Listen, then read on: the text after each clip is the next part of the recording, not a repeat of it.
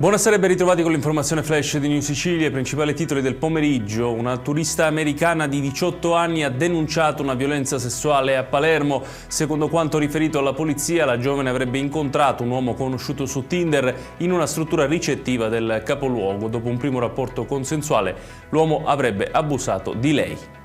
E sempre a Palermo il Tribunale del Riesame ha disposto per Giuseppe Piraino, imprenditore diventato simbolo dell'antiracket, il divieto per un anno di esercitare l'attività di impresa. Il provvedimento arriva nell'ambito dell'inchiesta che lo vede indagato per 15 presunte truffe legate a bonus edilizi. In precedenza il GIP aveva respinto la richiesta della Procura, poi accolta dal Riesame.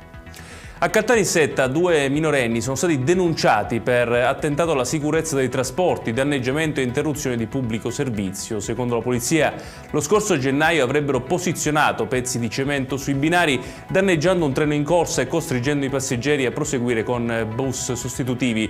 Solo la velocità moderata del convoglio avrebbe evitato conseguenze ben più gravi. Sul fronte politico si sposta in tribunale lo scontro interno al PD siciliano. È stato infatti presentato un ricorso contro l'elezione bis di Anthony Barbagallo alla guida regionale del partito da parte di alcuni esponenti Dem locali.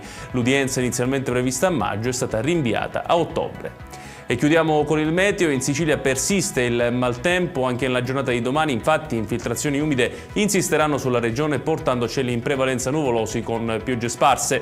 La Protezione Civile ha diramato allerta meteo gialla per le province di Catania e Messina. Ed è tutto per questa edizione, tutti i dettagli su queste notizie li trovate come sempre sul nostro sito www.newsicilia.it. Grazie per averci seguito e buon proseguimento di serata.